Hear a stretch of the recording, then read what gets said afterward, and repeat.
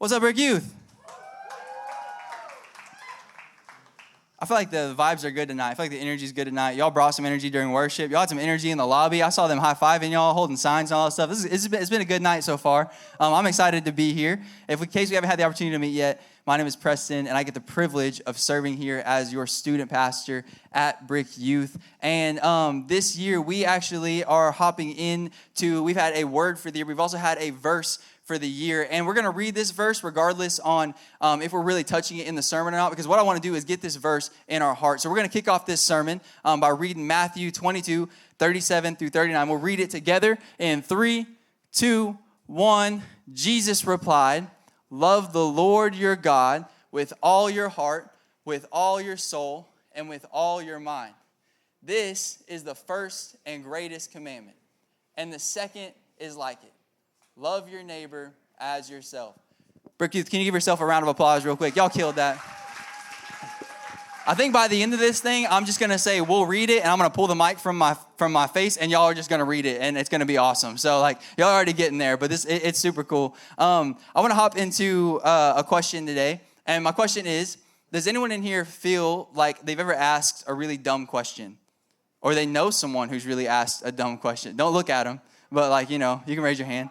So I'm actually a firm believer that there are no such thing as dumb questions. But I do think sometimes there are questions with obvious answers, and that'll make us feel dumb.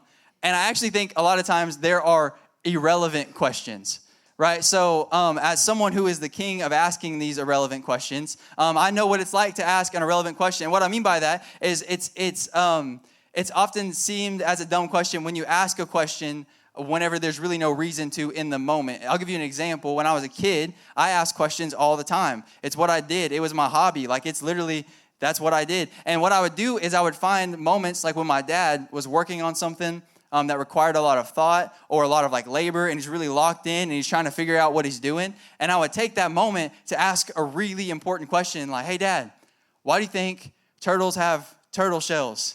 And he'd be like, "I'm not for sure." And he tried to give me the best answer he could, and he was patient with me. And then a lot of times what I would do, my hobby when I was a kid, was I would go and I would sit in my room and I would think of these irrelevant questions, and then I would run to the living room where my dad was trying to watch TV and chill, and I would just start firing them off. Like, "Dad, hey, why do you think butterflies have antennas?" He's like, "Son, I'm not really for sure, but it might be this." And I was like, "Thanks for trying to answer it, Dad." And then I would come back, "Hey, Dad, who do you think invented chairs?" He's like, "I'm not really for sure." And I would go back and I'd come back, "Hey, Dad, why do you think Elvis wrote this song?" He's like, "I'm not really for sure, son." It got so bad that one time my dad was like, "Hey, so we have a computer." It was like our family computer. Y'all probably don't know anything about that. But yeah, we had a family computer, and it was kind of in our living room kitchen area. And my dad was like, "Son, the next time you come and ask me a question and I don't know the answer, you need to go look up the question and come back and give me the answer." And it cut my question asking in half. I'm not gonna lie. Once there was some work I had to do on my end, I was pretty much done. But it was funny because there was a lot of moments where there were just these irrelevant questions. I'm coming up and asking my dad about butterflies, and then he's like, "I don't know." And I realized when I had to do some work, I didn't really even care about the answer. But he would make me come back and give him the reason for it. And I think a lot of times we're bombarded in life with what we seem like are irrelevant questions. But then I think on the other side of that, on the other coin, there are some questions that are really, really relevant, right? Some questions that hit all of us. Like if I asked you what your favorite color is, that's a relevant question. You probably already have it in your mind because people have asked you that a million times because you've processed that before, because whenever you really get into the talking phase and you're trying to put the moves on them, that's one of the first questions that comes up, right? And so we have a lot of these relevant questions, but there are some questions that are a little deeper. They're also really relevant. And I think there's actually one specific question that we're going to tackle. And I think it's a question that everyone has wrestled with, everyone has processed in some point in their life. And really, it's super relevant for people that are in middle school and high school, because I think you're always asking this question. I think without even knowing it, you're asking this question. When you're trying to figure out what lunch table you fit in, you're asking this question. Whenever you're trying to figure out what college you're going to, you're asking this question. When you're trying to figure out who your best friends are, you're asking this question. And this question is the title of our sermon series, and it's this: who am I?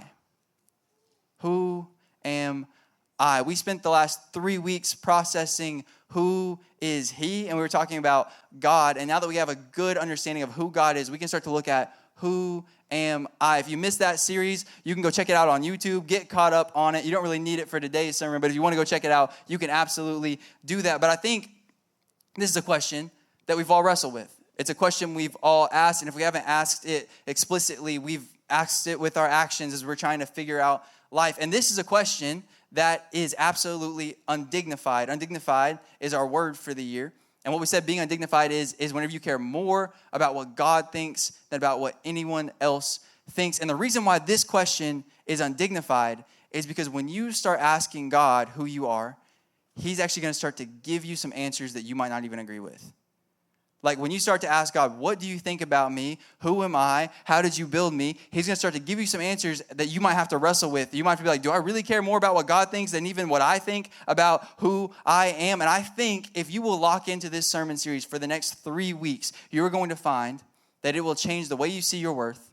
It'll change the way you walk in confidence, because you will walk in confidence of who God says you are. 1 John 3:1 is where we're going to get our first thing that we're going to touch base on this week. It says this. It says, see what great love the Father has lavished on us. Lavish means he's put on us. What great love the Father has put on us, that we should be called children of God. And this is what we are. The reason the world does not know us is that it did not know him. So I want to get a few things straight. Whenever you are born, when you are created, we are all created in the image of God. Genesis lets us know that humans were created in the image of God. But because sin came into the world, whenever we're born, we're actually separated from God by our sin, right? It won't take very long for you to get into sin. It's just what we do naturally. It's in us as humans. We got it from Adam and Eve, and we are separated from God by our sin. But when you start following Jesus, you become a child of God. And for some of us, that's kind of a weird title to hold. Who am I? I'm a child of God. Like I've never really called myself that. Like that feels kind of weird. You might be asking yourself, well, when exactly did I become a child of God? Was it 6 months into following Jesus? Was it 5 years into following Jesus? Like when did that happen? When I was 13 years old, I started playing the drums. And I actually started playing the drums out of spite a little bit, because my mom told me that she was going to get rid of my drum set. I had this electronic drum set. I had it since I was like 8 years old. My grandpa got it for me. And she's like, hey, I'm going to get rid of this drum set. I'm actually probably going to give it to your cousin, Chris, who was up here earlier. So there's a multiverse where Chris would have been playing drums and I wouldn't have. So sorry, Chris, I guess. And my mom told me that, and I was like, no, Mom, I play the drums all the time. She's like, no, you don't. They've been sitting in the garage, and they've been dusty for like years. And I was like, okay. So that day, I snuck out to the garage. Well, snuck out. I mean, I walked out to the garage, and I picked up those drums, and I brought them into my room, and I plugged them in, and I started playing them. And I was like, I'm not getting my drums taken away. And so I started playing those things, and I realized I could play to some music, and I could learn some beats, and I really started to have a fun time with it. But something that I was always wrestling with was, when do I tell people that I'm a drummer? Like, I didn't tell anyone that I was a drummer until I got 3 years into it, because, well, there's a lot of people who say that they're musicians, and being a musician means different things to different people, if you know what I'm saying. Like, there's some people that tell you they can play guitar, and they can kind of play guitar, and there's some people who can play drums, and they can kind of play drums, and I didn't want to be one of those people, so I was like, I'm not going to tell people I'm a drummer until I'm really good at this thing. And so it took me a few years to start telling people I'm a drummer. When you start following Jesus, it's the complete opposite of that. See, the way Jesus sees you is when you start following him, in that moment you become a child of God. It doesn't take years. It doesn't take work. It doesn't take expertise. It actually did take some work, but that work was done by Jesus on the cross. It doesn't have to be done by you. It's the moment you pick up the sticks, if you will, that you become a child of God. John 1:12 says this. It says, yet to all who did receive him, talking about Jesus, to those who believed in his name, he gave the right to become children of God. When do I become a child of God? The moment I decided I would believe in Jesus' name. I don't have to get far into this. I don't have to take another step. The moment I say, yes, Jesus, you are my Lord and Savior, God sees you not as someone who is in their sin, but as his child. Okay, if I'm a child of God, why do I not always feel like a child of God? Has anyone ever wrestled with that before? You ever felt that before? I've felt that before. I feel that sometimes. And I think a lot of times there's a bunch of different reasons why we might not feel like a child of God. But I think one of those reasons is I think sometimes we have a hard time being dependent on God. If you're taking notes, I would say it like this. We won't feel like children of God until we make ourselves dependent on God. And what I mean by that is a child is not an independent thing, right? It's not an independent, it can't go do its own thing. It can't stay alive on its own. If you take a child and you put them in a house, and in the house they technically have everything they need to live. Like if they have like food for years, they have water, they have shelter, they have, a bath, they have like all that stuff. They have a kitchen. If you put a child in there, they're not going to be okay in like a week. Why? Because they are dependent on the people that are taking care of them. And I think oftentimes what happens is we get to a spot where we haven't made ourselves dependent on God, so we don't feel like God's child. Does anyone in here like doing group projects at school? Yeah, okay. No one likes doing group projects at school. If you raise your hand, you lied. But I'm just kidding. I'm just messing with y'all. But yeah, I hate doing group projects at school. And the reason why is because it kind of happens like this. You start doing the group project. There's someone that does literally all of the work. There are like 3 people that try to pitch in ideas, and they're like, the ideas don't make any sense together. You can't make them make sense together, but they're really passionate about their ideas happening, so you're trying to make them happen together. And then there's one person who doesn't do any of the work and gets credit for the grade, and that one person are the people who raised their hand and said that they like group projects, because no one likes group projects. And why is it? Because you're so dependent on people that you can't trust. And it's not that you can't like trust them in like the big sense, but you can't trust them to help you with this project. But some of us have had so many moments in life that have felt like group projects. And maybe in like even a heavier sense. Like we've had so many moments in life, we felt like people let us down. We felt like we couldn't depend on people. Like we couldn't trust people. And then what happens is we build this thing up in ourselves where we're like, I'm not doing anything with anyone. I'm doing everything on my own. Like the next time something goes down, I'm not calling anyone. I'm doing this thing on my own.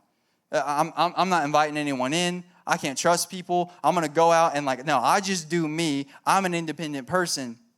And I mean, I've felt that before. There have been so many moments where I'm coming to like Taylor or Ryan or Jared, who are all pastors here at the church. And I'm like, man, I tried to do this project over the weekend. It's supposed to take me 2 hours. It took me like 10 hours. And they're like, bro, why didn't you just reach out? And I'm like, dude, I don't know. I just forgot. Like, it just isn't in me. Like, I just forget to. And mine didn't come from trauma or anything. I just have this thing where I'm like, I just want to be super independent for some reason. And we won't feel like we are childlike. We will not feel like we are God's children until we decide we are going to be dependent on Him. Scripture says this in Proverbs 3:5-6. It says, trust in the Lord with all your heart and lean not on your own understanding. In all your ways submit to Him, and He will make your paths straight. This scripture is saying, in all your ways submit to God. Like in the moments when you feel like you want to trust your gut and God is saying something else, it's time to be dependent on Him. In the moments when you feel like you got something that's yours and only yours and you're independent and it's your thing, no, it's time to submit it to Him. You were like, whoa, Preston, what are you saying? Like that I always have to be childlike? Like, no, I'm not telling you to be childlike in every way. There are a lot of things that we need to outgrow, but dependency on God is something that we should actually grow in. There are a lot of things we should outgrow, but dependency on God is something that we should grow in. So how do I do that? That seems like a wild thing to try to figure out. Well, the way that I think is really best to do it is to just start inviting God into situations. Like just pray whenever situations pop up, whenever things happen. There's some cards in your seat. You might have seen them. They might have given away the sermon title before I wanted you to really know it, actually. But those cards are on there, and they have some scriptures. And what these scriptures are is I think that there are ways that you can know that God has promised to give you things, and you can actually be dependent on Him. If you have a problem in your life, and you don't know how to fix it, you don't know what to do, you don't know where to turn, you don't know where to go, James 1:5, it lets you know that if you lack any wisdom, God will freely give it to you. That's a way you can be dependent on Him. The next time I don't know what to do, I'm going to ask God, give me the wisdom to know how to handle this problem. If you ever find yourself nervous and you're like, man, this thing is big. I'm not sure how I'm going to do this thing. Like I'm feeling a lot of anxiety about this. Philippians 4:6-7, it lets you know that you don't have to be anxious about anything, but God will actually take away all of your anxieties. I said 6, 7, and I watch all of y'all just start smirking just then. I try to keep going, but no, really, if y'all lock in with me, verses 6 through 7, it does say this. we just lost it, didn't we? It does say this. It lets you know in Philippians 4, that we'll stop there. At Philippians 4, that you don't have to be anxious about anything. Like for real, like when you were nervous about a big test, when you're nervous about a big game, when you're nervous about going home, when you're nervous about whatever it is, you can give those anxieties to God, and he promises you to give you a peace that surpasses all understanding. Luke 12, 29 through 31, it lets us know that you don't actually have to worry that God's going to give you the things that you need, but if you will just seek the kingdom, he will give you all the things that you need. If you will just seek him, if you will just be dependent on him, he will give you everything you need. If you ever feel like you are missing something, or you ever feel like you might not make it, you might not have what you need to go out and do what you are called to do, or really just to live another day or to get through another day, this is a scripture you can look at and you can see the promise where God said he will give you everything that you need. Recently, Fallon and I, we got a new house, and it was a process. We were blessed to have the house, but it was a process. And it's a mobile home, which means it's mobile, and so they brought it to the land that we were on, and they set it there. And what was crazy was I put a down payment on the house. You'll find out about that when you're older. It's not a super fun thing to do. And like they had my money, and they brought the house to our land, and it was there, and we start moving some furniture in. And then we were like, this is awesome. And then I get a text message, and they're like, hey, your driver's license, your ID is expired, so you can't move into your house.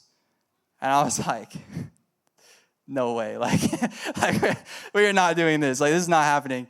They sent me receipts of where I signed a document, I guess, saying if this specific scenario happens, I wouldn't move into the house. So now I'm doing this like integrity thing where I'm like, I guess I said I wouldn't, but also this house is right outside of my camper that I've been living in for 3 years. And so I keep coming out of the camper, which I was super blessed to have. I felt super blessed to have until I had a house sitting outside of my camper that I couldn't go into. And so this is all happening. And I'm like, okay, it's okay. I'll just get my ID online. I'm sure that's a really quick, easy, fast process. I put in to get my ID online, and it's okay, guys, because it didn't take a week for the ID to come in. It took 3 weeks for the ID to come in.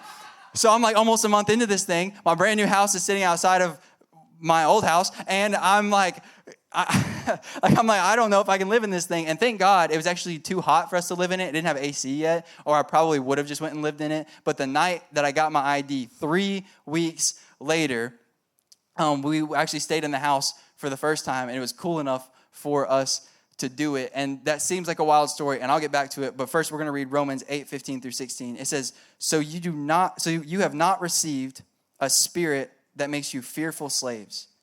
Instead, you received God's Spirit when he adopted you as his own children. Now we call him Abba, Father. For his Spirit joins with our spirit to affirm that we are God's children. Okay, what Romans is letting us know is this. It says, you do not have a spirit of fearful slaves. In other translations, they say that you actually don't have a spirit of being a slave to sin anymore. You have the Spirit of God when you become a child of God. And I think a lot of times, the reason why we don't feel like a child of God is because we don't realize how instantaneous we get a new ID when we start following Jesus. We don't realize that it's in that moment I go from being Preston, a slave to sin, to being Preston, a child of God. And it would be silly for me to be waiting outside my house still with my ID that's already in my hand and being like, man, I wish they would just let me in my house. I wish they would just let me move in. That would be wild. But so many of us are doing that with the promises that God has given us. He said, I've already changed your name. I've already changed your title. I've already sent you the new ID. You are no longer a slave. Stop standing outside the promises and start doing the things that I'm calling you to do. Like, you don't have to not see yourself as a child anymore. I was looking at this verse, and another thing this verse says is it says that you have received God's Spirit when he adopted you as his own children.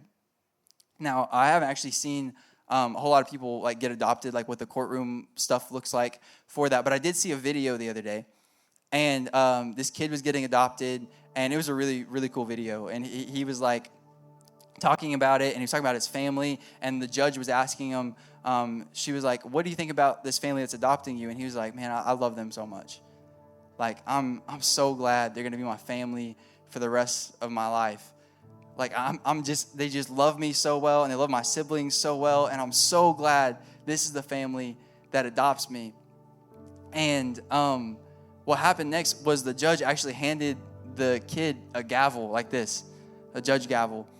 And she said, do you agree to the adoption?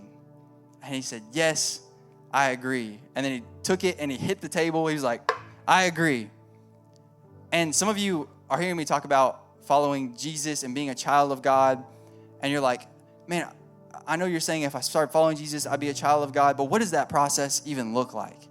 Like, how do I get that thing started? Like, I've never made the decision to start following Jesus with my life before. And the way the adoption process worked, the reason why he could be in that moment and say he agrees is because the parents had actually done a bunch of paperwork on the front end. And what I want to let you know is that Jesus has already done the paperwork for you. And the way it looked was 2,000 years ago, when we were slaves to sin, when we were separated from God, Jesus crawled up on a cross. He was crucified. He took on all the sin of the world. It was like on him, like it like came to him like a magnet.